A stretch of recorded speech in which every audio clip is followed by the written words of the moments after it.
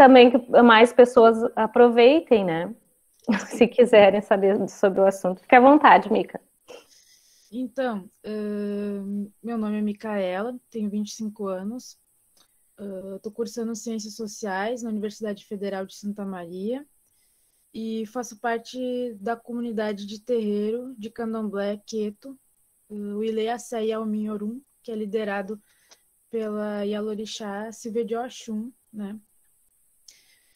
A nossa raiz é no Axé Muritiba e eu estou na casa já vai fazer 5 anos, mais ou menos, praticamente morando no terreiro desde o início da pandemia, né? E vim trazer um pouco da minha contribuição, da minha pesquisa dentro do terreiro, da minha vivência, né? Porque eu decido pesquisar, né? Dar voz a esse espaço depois que eu já estou aqui, né? E também trouxe algumas coisas relacionadas a um material que eu e a Marta a gente produziu, né? O artigo que a gente está construindo. E depois a gente abre, né? É mais numa ideia de conversa também, né? Não tão formal. E então vamos lá, né? Não sei se a Marta quer falar mais alguma coisa. Também faço parte, a gente tem um coletivo aqui no terreiro chamado Afomã, que é um coletivo de terreiro. A gente também tem um coletivo audiovisual no terreiro, que é a Águiba, Audiovisual Preto, e que é a parte mais, né, não, mais social, que abrange a comunidade aqui também, e é onde a gente desenvolve ações, inclusive pensando a relação com alimentos também, né, e a comunidade. Então, falando um pouco do que eu preparei, né, organizei algumas coisas aqui. A gastronomia e o ato de buscar, cultivar e preparar o alimento traz à tona memórias afetivas, né? Desenvolvimento afetivo, práticas passadas de geração para geração. Isso é um trecho do artigo, né, titulado Cosmovisão Africana, Cultura Alimentar e Sustentabilidade como pressupostos pedagógicos no ensino das ciências naturais, né, que eu e a Marta a gente está organizando, é uma parte em que ela cita, e que nenhum hábito alimentar é neutro, né? E ele podemos associar aspectos culturais, de distinção social e de pertencimento econômico, de crenças e ideais. E então, pensando essa relação a partir da nossa episteme, né, da nossa epistemologia de prática, de ciência e conhecimento negro, o nosso jeito de se relacionar, de dar significado às coisas, e aqui pensando, né, mais atentamente as perspectivas da alimentação enquanto expressão sociocultural e ritualística, né, a segurança alimentar promovida nas comunidades tradicionais, o direito, né, a memória de uma cosmovisão africana enquanto possibilidade de viver, e a gente vai levantando essas questões e reflexões, e eu vou compartilhando também um pouco da minha experiência enquanto pessoa do terreiro e também cientista, né, social. Mas antes eu queria pontuar algumas coisas, né? A nossa cultura alimentar, ela é construída entendendo a relação com o alimento como uma possibilidade de diálogo com os nossos ancestrais. E, ao mesmo tempo, de contar a história aos que chegam, de propagar a quem um dia também vai ser um ancestral. Porque a ancestralidade é isso, ela é circular, né? Todos seremos ancestrais um dia, né? Então, quando a gente pensa ancestralidade, também a gente tem que pensar essa dinâmica, não só de quem veio antes, mas daquilo que vai se tornar, daquilo que vai vir, né? E o alimento, a relação com ele, da forma como acontece num terreiro, por exemplo, de Candomblé, que é o lugar da onde eu posso falar, né?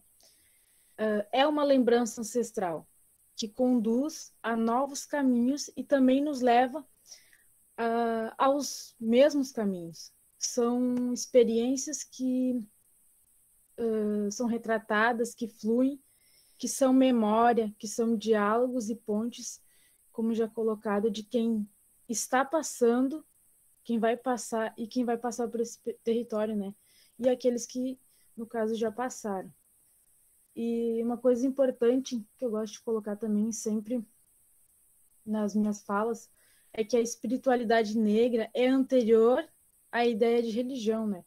E que somos seres espirituais experimentando a materialidade, não o contrário, né? O Baba Sidney fala muito nessa perspectiva, né? E no terreiro a gente vê um código de culto e manutenção da vida em harmonia, né? São saberes ancestrais africanos mantidos no interior da comunidade, saberes que promovem esses diálogos, né? Por meio, por exemplo, do Orixá Ossan, conseguimos utilizar as folhas e receber as bênçãos através delas, também a manipulação dos alimentos das mais variadas formas, elementos que tanto as folhas quanto os alimentos, eles são tecnologias do terreiro, né? E são aceleradores de partículas, né? Que a gente chama de axé, são promovedores de axé, eles constituem esse axé, né? Essa energia vital desse território. E esse território também é um território político. A história dessa cultura é política, né? Tem uma fala do Baba Sidney, que recentemente ele falou nas redes sociais dele, né? Que ele diz assim que somos cultura, sociedade, sistema de crenças e nossa existência é uma existência política. Então, é necessário que a gente retome, né, essa responsabilidade existencial, política, sendo, para além do terreiro, uma autoridade tradicional, civilizatória, né, exigindo o nosso valor ancestral em todos os espaços que a gente atua e reivindicando isso, né, na nossa existência em si. E lembrando que o candomblé, isso também é uma parte que entra no artigo que eu e a Marta a gente está construindo. O candomblé, ele, na sua configuração, né, da forma como aconteceu aqui no Brasil, é uma religião afro-brasileira, hoje, né, e também é uma das primeiras formas de organização negra. Então, o potencial político desse espaço às vezes eu tenho para mim que é difícil a gente mensurar, né? Ter ideia do que de fato é a grandiosidade desse território, né? E a comida, né, para uma comunidade de terreiro, de candomblé, né? No caso, a gente de tradição queto, nagô, significa se relacionar. E essa relação é construída com um mundo material, que seria um mundo físico, e um mundo imaterial, que seria um mundo espiritual. Estou separando, mas gostaria que vocês imaginassem isso sem essa separação, porque ela coexiste, né? E é importante que a gente entenda que dentro do candomblé esse diálogo acontece de uma forma muito espontânea, né? Esse diálogo entre esses mundos, né? Essa coexistência, se tornando uma coisa só e constante, tá sempre ali, né? Não sendo separados como a gente acredita na cultura cristã, né? Nem distantes, estão ali se relacionando de forma fluida, também de diversas formas. Esses diálogos eles vão se manifestando no cotidiano de um terreiro. A prática, né, do culto do orixá é diretamente ligada à comida. A comida tá no culto, tá no cultuar, né, no ato litúrgico, sendo o alimento uma forma de alicerce também do culto, né, um instrumento, uma tecnologia do culto. E ele também é um desenvolvedor de dinâmicas, né, de diálogo de nós com os deuses, né?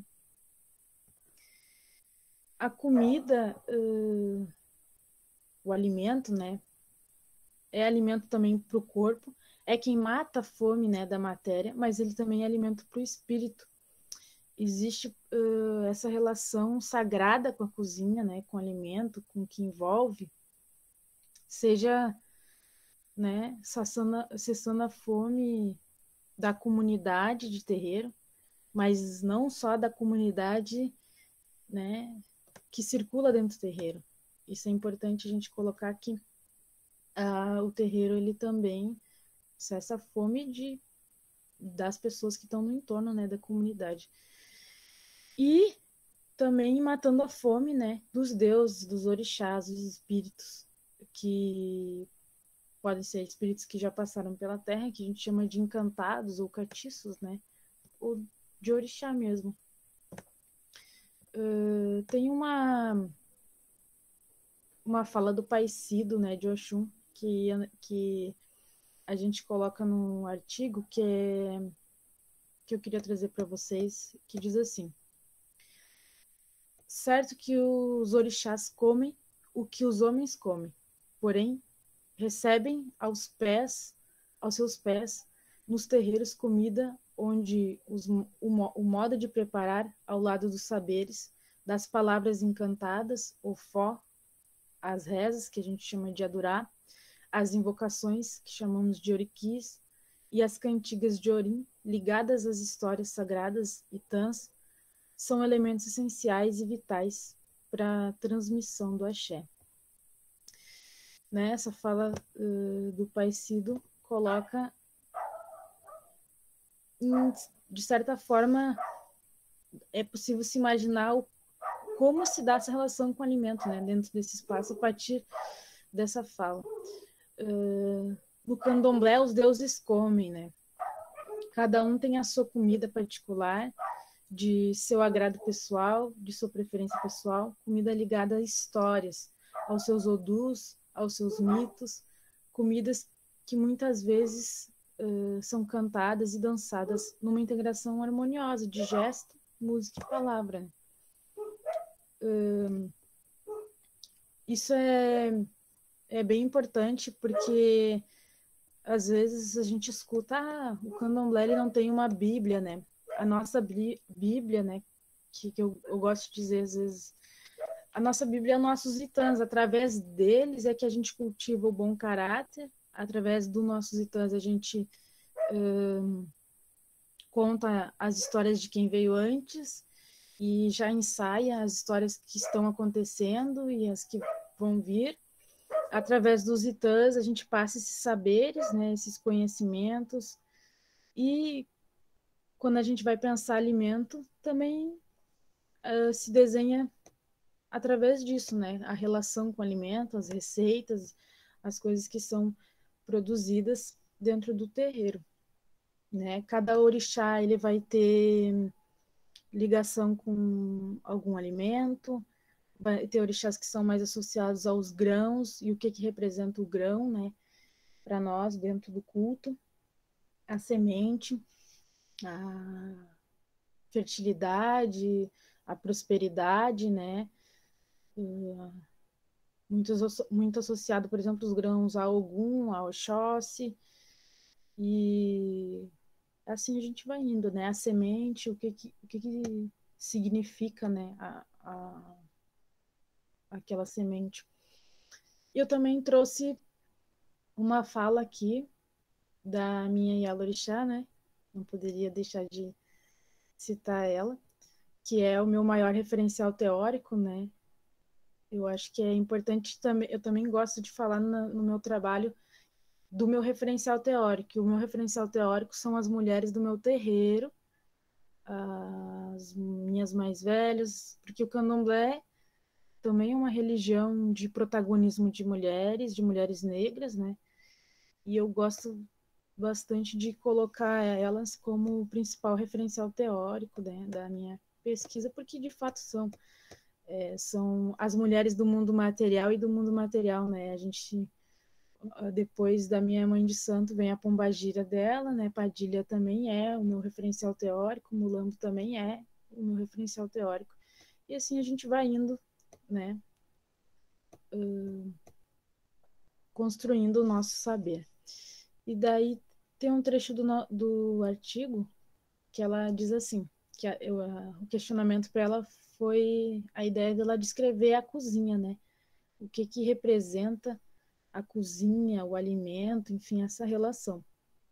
E ela colocou assim: dentro de um terreiro, o espaço mais sagrado é a cozinha, porque ali se prepara o ebó, a comida dos orixás, todo o alimento que abastece a comunidade de terreiro. Na cozinha de Candomblé existe o assentamento de Exu, orixá. E tudo que é preparado aos deuses é ofertado também a ele. Exu orixá é a boca que tudo come. Esse guardião que mantemos na cozinha é responsável por manter a segurança dos alimentos, o sagrado que envolve o preparo dos alimentos e também a proteção de todos os membros daquele espaço. No preparo do alimento, é necessário ter o conhecimento dos temperos, dos jeitos e maneiras corretas, das cantigas, das invocações, né, lofós, a serem feitos, e tudo que envolve esse preparo, né, essa produção.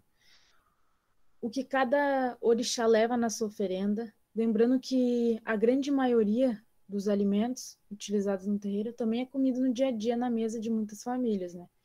E muitos alimentos também surgiram da relação com o terreiro, comidas que eram típicas se tornaram típicas da culinária brasileira, comidas afro-brasileiras, né? Como o acarajé, a canjica, o pão de inhame, o quiabo. Tudo que utilizamos na tradição do culto aos orixás provém da terra, porque por isso precisamos ter cuidado com o preparo dos alimentos, para que os mesmos possam ser devolvidos e engolidos pela terra, porque a terra também é um orixá e tudo que vem dela volta para ela. Essa é a fala da Iá Silvia. E dando seguimento, né, a esse Exu da cozinha, o Exu é a boca que tudo come. É o mensageiro entre o céu e a terra, o Orum e o Aie. É quem é responsável pela comunicação dos seres humanos com os deuses, os orixás, né? E quando a Iá coloca esse orixá, né, como presente, né, na cozinha de Candomblé e tem relação direta com a produção e o preparo do alimento, ela acaba mostrando como que esse diálogo acontece, né, no preparo daquele alimento sagrado e também a ligação, né, constante desses mundos, né, e como eles conversam, né, no cotidiano, na prática do terreiro, né, e que não existe uma linha que separe exatamente esses mundos como a gente acredita, né, como a gente é ensinado, né, a partir da cultura cristã. Então podemos dizer, né, que esse diálogo aí é constante e isso é importante para a gente olhar para o alimento, olhar para a forma que a gente se relaciona, entender que é sagrado, né, que faz parte daquela episteme. Dando seguimento, a medicina, né, pensada dentro do terreiro, né, tem como fundamento a espiritualidade. E a espiritualidade é diferente da religião, como eu já coloquei, né? O sistema familiar da pessoa influencia muito na existência dela. E essa medicina percebe coisas que a gente não é ensinado ou que a medicina ocidental não alcança, né? Isso vai sendo trabalhado por diversas perspectivas, que eu gosto de chamar de encruzas, né? A encruza, ela tem muitas possibilidades. E quando a gente vai pensar qualquer coisa dentro do terreiro, a gente tem que visualizar essa encruza, porque são muitas possibilidades de uma coisa, né? Exu é isso, essa dinâmica da encruza. Na busca, né, é pensar essas possibilidades na busca por cura, mas por cura de tudo que precisa ser curado. Então, quando a gente vai pensar alimento, o alimento também entra nessa ideia de medicina daquele espaço, né?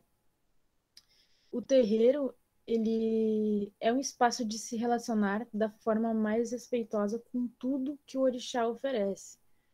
Se a prática se distancia por algum motivo disso, a gente não tem o axé. Então é necessário que a prática esteja próxima a isso, porque isso é vital, né? A prática estando alinhada a esses valores negros, né? A terra é um orixá, então eu tenho que saber como eu vou tocar nela, quando eu vou tocar nela. A água é um orixá, eu não posso tratar de qualquer jeito, né? O alimento carrega uma energia e ela é associada a determinado orixá, dependendo de determinado alimento, enfim. E eu não posso me relacionar com ele de uma forma distante, sem afetividade, né? Eu não posso me relacionar com ele de um jeito branco, ocidental, capitalista, né? A relação com o alimento ela é negra e sagrada dentro de um terreiro, né? E para nós de terreiro não existe o bem e o mal, né? No ideário cristão. Eu gosto de comparar com o ideário cristão porque ele tá no nosso sangue, né? Ele tá no ar que a gente respira. E a gente tem que fazer esse movimento de se despir disso, né? E não temos o bem e o mal, mas isso não significa que a gente pode agir de qualquer forma, né? Porque para nós, como eu falei antes, existe o bom caráter e a gente precisa cultivar o nosso bom caráter, trabalhar o nosso bom caráter, né? A maneira que a gente se relaciona se revela, né, pelo nosso bom caráter. E a relação com o alimento, com as refeições, com a manipulação das ervas, com o cultivo e, e tudo que envolve, também revelam como as relações são estabelecidas. E a relação com o alimento e dentro de um terreiro é aquela relação de quem mata a fome do povo, né? Mata a fome física e espiritual. O terreiro ele se torna não só para a comunidade, o Egbé, né, que a gente chama em Urubá, mas os filhos de santo, né, as pessoas que circulam, mas também para a comunidade ao entorno, um espaço de segurança alimentar, um espaço de também assistência, né, um espaço de acolhimento de todo e qualquer um. Muitos passam, a gente diz assim que o terreiro ali é uma casa de passagem, né? Os que devem ficar vão ficar, mas apenas aqueles que devem resgatar algo por ali, né? E também é um espaço que devolve, né, a vontade de viver, é um espaço que devolve a autoestima, é um espaço de encontro, né, e de resgate de uma memória ancestral, espaço que propõe, né, o direito à vida. E a relação com o alimento é essa, né, de entender que aquilo é parte da comunidade, aquilo é parte da forma como a gente se relaciona e a relação com respeito, né? O candomblé ele é um culto ao orixá, né? A gente é iniciado ao orixá, aquela energia da natureza. Então, a nossa prática é de zelo, de cuidado com a natureza e a forma como a gente se relaciona tem que ser da forma mais respeitosa possível, né? Bom, eu queria abrir para as pessoas falarem um pouco também, se alguém tem alguma pergunta,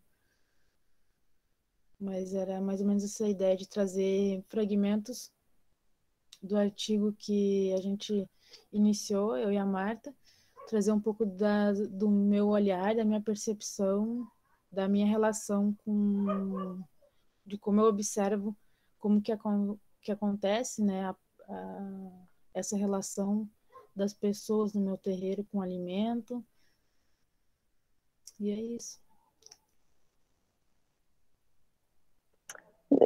Deixa eu só fazer um comentário aqui. Eu acho que eu não sei se a Raquel tá aí ainda. Estou. É que esse artigo que a Mica está falando tem relação com aquela atividade que a gente fez no curso, Raquel. Certo. Que tu te lembra? Foram 2 convidadas lá, que depois a gente foi para a cozinha industrial e fizemos os alimentos. Foi maravilhoso, inclusive, essa experiência. E eu lembro que na época eu comi horrores, assim, de tanto que eu adorei a comida. E a gente conseguiu ter um contato bem amplo, assim, com toda a cultura, né? A parte cultural, aquela noite. E sentir toda essa energia, inclusive, que a Micaela comentou, né? Que isso o alimento transmite para nós, até quem faz o preparo e tudo mais, né? Foi uma experiência incrível, assim, ímpar, essa noite. Eu lembrei agora que a Raquel estava na ocasião lá, e esse artigo descreve, por isso que ele fala, se relaciona com ciências naturais, porque a gente faz um preâmbulo, né, falando sobre a sociologia do terreiro e as epistemologias, e eu faço também uma abordagem na medida do possível, né, porque eu também não sou iniciada, mas é interessante a Raquel estar aqui até porque para descrever experiências que obviamente não são experiências do terreiro, mas que remetem às experiências do terreiro fora desse ambiente, né? E a gente conseguiu fazer, pelo menos um pedacinho que seja, que os alunos do curso de Ciência e Tecnologia de Alimentos, né, que é uma área super tecnológica, entendessem um pouquinho essa dinâmica das relações afetivas e das relações sociais que envolve o preparo dos alimentos. A gente não fez uma comida de santo propriamente dito, porque, enfim, envolve vários elementos que a Micaela descreveu, né, rezas, e, enfim, pedidos e cânticos, que não foi o caso, né, mas a gente trouxe parte dessas referências que são utilizados no dia a dia de algumas cozinhas brasileiras, que é o uso de alguns condimentos, e foi bem interessante isso do envolvimento dos alunos, da atenção dos alunos. Então, às vezes a gente até acha que é meio possível, que é difícil, que é impossível traduzir isso ou ter essa percepção, mas foi uma atividade que eu lembrei agora que foi bem legal, assim, sabe? E eu acho que visitando, se as pessoas tiverem oportunidade um dia de irem viver nas atividades que são abertas, obviamente, dentro do terreiro, essa experiência da energia que envolve a gente lá é impressionante, assim, é muito enriquecedor. Tanto é que a gente fez um processo de mexer a panela, né? Assim, o conteúdo que tinha dentro da panela, e tudo isso também é uma coisa que a gente às vezes não se dá conta, né? O quanto que associa essa transmissão nesse momento, nesse ato que você está fazendo ali, o processo do movimento e tudo mais. Então, por isso que é muito importante, de certa forma, a gente observar o que a gente está pensando na hora que a gente está fazendo, né? O alimento é bem complexo até, se for imaginar. Sim, e isso que tu falou é importante, que, por exemplo, a gente aqui no terreiro, né, eu trago essa ideia do Exu, não o Exu da Umbanda, né, por exemplo, Tranca-Rua, Marabô, mas o Exu Orixá, que a gente cultua na cozinha, que é uma energia da natureza associada à fertilidade, associada a quem estabelece, ele seria o senhor da comunicação, quem estabelece esse diálogo, né, entre os mundos. E a gente tem esse Exu na cozinha. Agora tu imagina, tu mexer essa panela, porque toda a comida que a gente vai ofertar a um orixá, por exemplo, a gente vai fazer uma comida para Oxum, a gente tem que pôr um pouco, uma parte a Exu, né? A gente tem que partilhar a Exu. Tudo na vida, para quem é de Candomblé, a gente tem que partilhar a Exu. Porque, e aí, essa partilha se dá de várias formas. No caso da cozinha e do alimento, ele é um Exu que ele carrega uma boca e é ofertado na boca dele, depois de tal tempo é despachado aquilo, né? E uma parte sempre fica para ele, aquilo ali é axé, né? Então, estabelecer essa relação de partilha com o sagrado. A gente tem, mas a gente partilha, né? E isso é restrito às comidas que são ofertadas aos orixás, não a comida que a gente prepara, por exemplo, para a gente comer, ou comumente dentro do terreiro. São as comidas de santo que a gente diz, né? Que aí são ofertadas a esse Exu. Mas aí tu imagina, esse Exu, ele tá na boca do fogão, né? Então, tu mexer essa panela, tu tem que estar muito mais atento ao que tu está pensando, a tua intenção, né? Tem que ter um cuidado. Normalmente existe uma pessoa que recebe esse cargo dentro de um terreiro, né? Porque é imposto, vamos dizer assim, uma pessoa que seja responsável por esse Exu, que zele esse Exu e que mexa essa panela, né? Ninguém chega muito perto, não. Você quer falar, Raquel? Levantou a mão.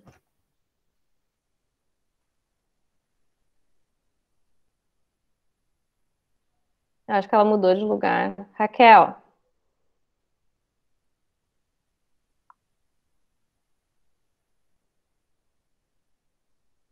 de repente ela levantou sem querer também. Alguém quer contribuir?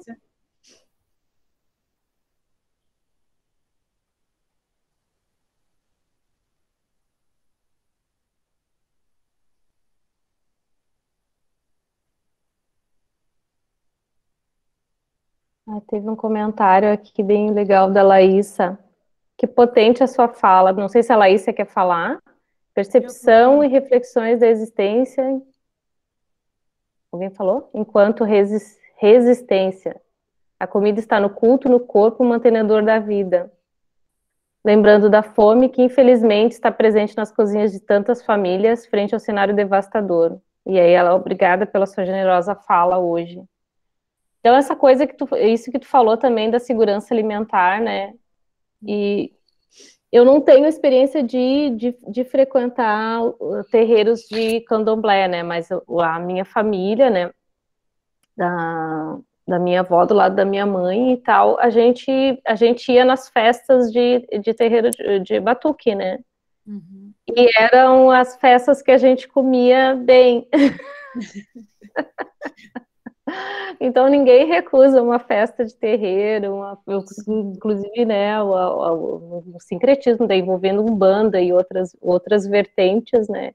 São as festas que são, em geral, são abertas, algumas festas são abertas e todas elas têm essa relação forte com a comida. Eu creio, na minha visão, assim, das coisas que eu já li, que tem a ver com todos esses aspectos que tu falou, do sagrado, do material, do imaterial, mas também tem a ver com o movimento de matar a fome, né? Que se tu concebe que os terreiros, enfim, as comunidades tradicionais de matriz africana eram espaços de segurança dos nossos antepassados, escravizados, enfim, entre outras coisas, durante muito tempo provavelmente também foram espaços de segurança alimentar. Sim, e ainda são, né? Dá para dizer que ainda são. Quer falar, Raquel? Sim, tinha caído a minha bateria. Acabado. Eu queria ter perguntado anteriormente como que funciona, digamos assim, eu nunca fui não sei se é cerimônia ou evento, enfim, como que se diz, num encontro desses, no terreiro propriamente dito, né? Vocês mesmo, cada um leva um alimento para fazer lá na hora ou tudo isso é preparado antes por determinadas pessoas? Bom, depende da situação. Por exemplo, quando a gente tem festas abertas, a gente tem a feijoada do Ogum. Então, a feijoada do Ogum, por exemplo, ela é aberta a simpatizantes, adeptos, amigos da casa de Oxum, e a gente, a ideia dela, essa feijoada surge, né, com o baiano, né, o pai baiano já falecido, e ele, quando a feijoada surge, ela surge nessa ideia que a Marta colocou de matar a fome. Então, foi mais ou menos o que aconteceu numa situação específica, onde onde chegaram pessoas que estavam com fome e pegou tudo que tinha lá, se juntou e fez a feijoada. Então, ela acontece em alguns terreiros, por exemplo, de tradição Muritiba, no Cantuá também alguma coisa, no Axé Oxumaré também alguma coisa, nesse sentido, que são tradições de candomblé diferentes, linhagens, né, famílias diferentes, nessa ideia. Então, cada um traz uma parte, vamos dizer assim, da feijoada, algum ingrediente, a gente junta, né, e essa feijoada ela é aberta a qualquer pessoa que chegar. Isso é uma situação, né?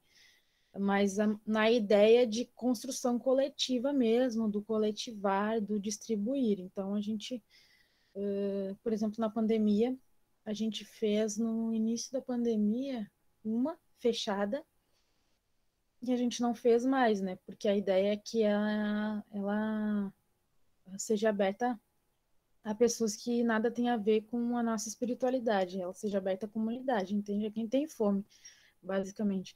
Então, não aconteceu mais, mas é uma tradição da nossa casa.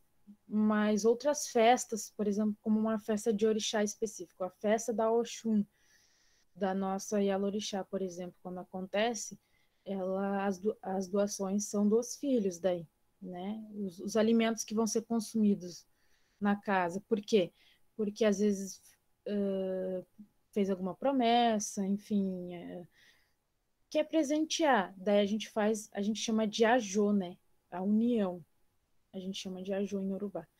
Daí é uma outra questão aí. A gente está falando de uma festa mais fechada.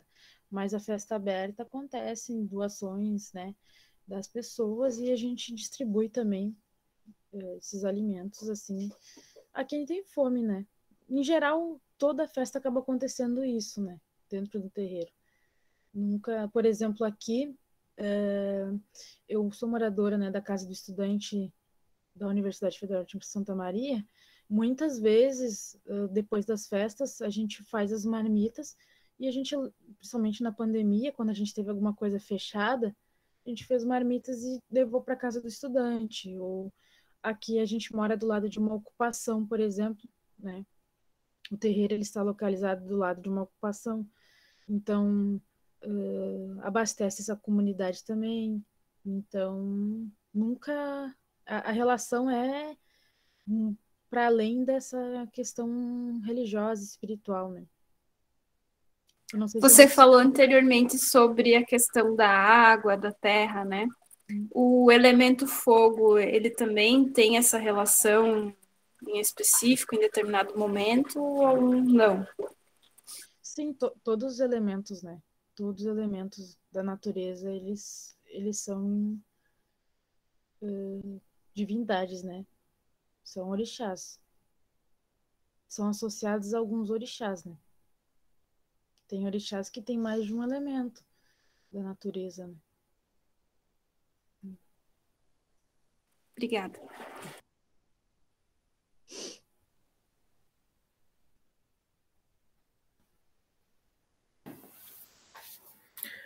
Mica, queria agradecer pela tua fala.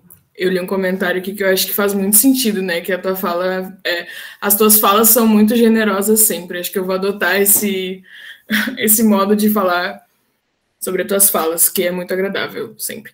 Eu queria comentar sobre isso, assim, sobre essa coisa da energia, da troca, porque eu sou do mesmo terreiro da Mica, né? Não vale. Não vale muito, mas eu vou comentar, porque é uma sensação, eu como pessoa branca, né, tá convivendo nesse espaço, assim, é um espaço sempre de muito aprendizado sobre coisas que são nos tiradas, né? Enfim, não vou entrar nisso, porque acho que não cabe a mim, aqui não cabe o espaço também.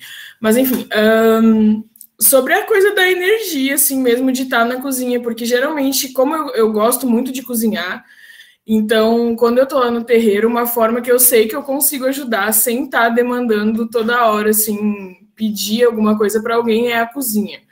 E aí, eu sempre fico nas funções, geralmente, na cozinha. E é um espaço de uma troca, de uma energia, assim, tão grande, tão maravilhosa, assim, eu me encontro muito naquele espaço com as mulheres que compõem aquele espaço. É muito agradável, assim. E essa coisa do saber ancestral mesmo, né, da feitura da comida, de como você lida com as coisas, é uma coisa assim tão mágica, tão não, eu não quero que fique mágica no sentido assim de é uma experiência, é uma coisa que cada um teria que passar e viver, relatar, e acho que eu não tenho palavras ainda para relatar essas experiências, mas essa experiência da cozinha me liga muito hoje em dia com a minha ancestralidade, com os meus movimentos nesse lugar, assim, espiritual, sabe? Então é complexo de eu conseguir relatar aqui também. Mas é muito mágico isso, e eu sinto que assim como várias outras coisas, a gente vem perdendo, principalmente essa tradição alimentar dentro da nossa própria casa, nossa própria família, assim, sabe? O que o capitalismo tem levado, a gente a consumir os modos de consumo e tal. Enfim, então eu queria agradecer muito a tua fala, porque é sempre importante a gente estar relembrando algumas coisas, assim, e como elas se constituíram, né? Valeu, Lucy. Eu lembrei que recentemente a Lucy tomou ebó, né? E eu fiquei de mandar um negócio para ela sobre o preceito.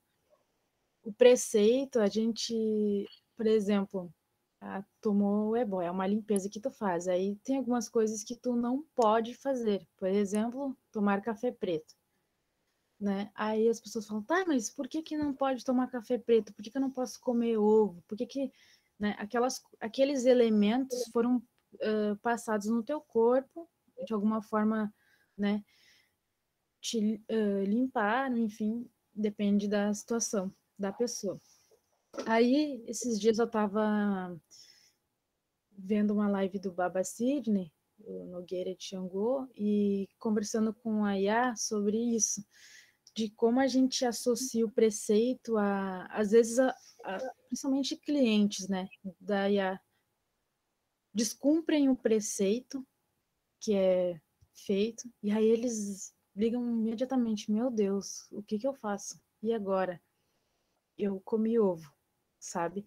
Isso acontece com alguém que está chegando no terreiro, com alguém que não entende isso. O que é o preceito?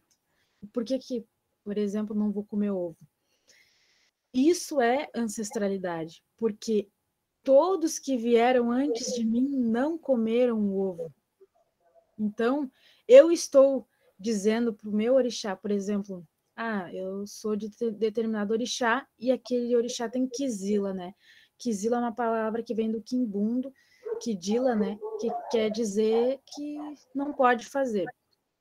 E o orixá, ele é um ancestral nosso milenar.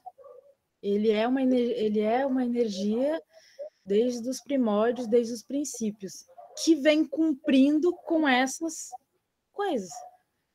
Oxóssi não pode comer o mel, por causa que tem um Itã, né? Existem vários Itãs brasileiros e Itãs africanos, Itãs do orixá na terra e Itãs do orixá no céu.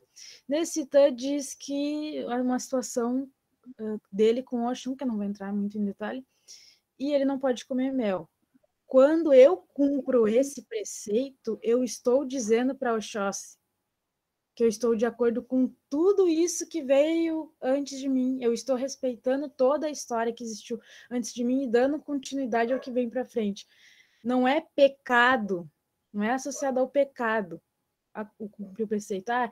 Eu comi o ovo, comi o mel e agora eu pequei. Não, é um acordo meu com os meus ancestrais. Eu respeitar, porque todo mundo que veio antes não fez aquilo, né?